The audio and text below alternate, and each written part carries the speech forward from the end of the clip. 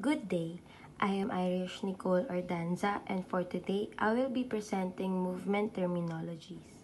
For the topic outline, we have different types of movements. First, angular.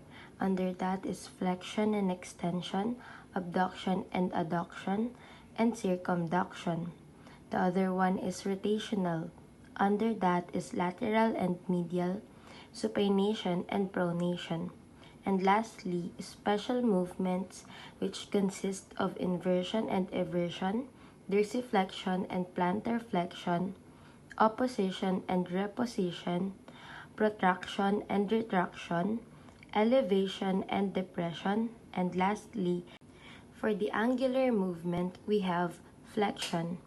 Flexion is a type of muscular movement that decreases the angle between two bones at a joint. The next one is extension. Extension refers to increasing the angle between two bones at a joint, effectively straightening the body part involved.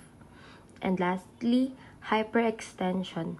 Hyperextension in muscular movement refers to extending a joint or limb beyond its normal range of motion or anatomical position. The next one is abduction and adduction. Abduction in muscular movement refers to the motion of a body part away from the midline of the body, while adduction is a type of muscular movement where a body part is moved closer to the midline of the body. And the last one is circumduction. Circumduction is a type of muscular movement in which a limb or body part moves in a circular, cone-shaped motion. It involves a combination of movements including flexion, extension, abduction, and adduction.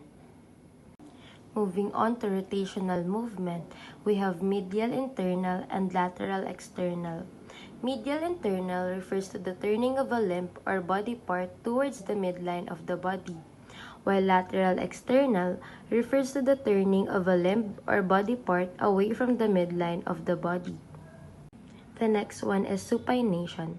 Supination in a rotational movement refers to the rotation of a body part, typically the forearm or foot, so that it faces upward or outward.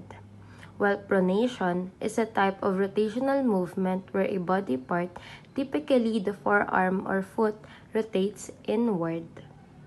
Now, on to our last part, special movements. This consists of inversion and eversion. Inversion is a type of a muscular movement that involves turning the sole of the foot inward so that the foot rolls toward the midline of the body, while eversion is a type of a muscular movement where the sole of the foot turns outward, away from the midline of the body.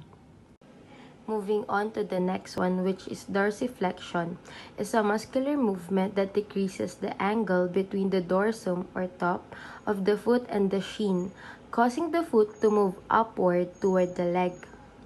And the other one is plantar flexion, is a muscular movement that involves pointing the toes downward, decreasing the angle between the sole of the foot and the back of the leg.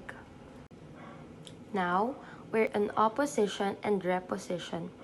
Opposition in muscular movement refers to the motion where the thumb moves across the palm to touch the tips of the finger, enabling grasping and manipulation of the objects. While reposition in muscular movement refers to turning a body part to its original or neutral position after it has been moved away. And then we have retraction and protraction. Retraction in muscular movement refers to the backward movement of a body part, typically along a horizontal plane, while protraction in muscular movement refers to the forward movement of a body part in the horizontal plane. And then we have elevation and depression. Elevation in muscular movement refers to the upward motion of a body part. It involves lifting or raising a structure, typically using specific muscles, while depression in muscular movement refers to the downward motion of a body part. It involves lowering a structure or part of the body from a raised position. And for the last part of our video is lateral flexion.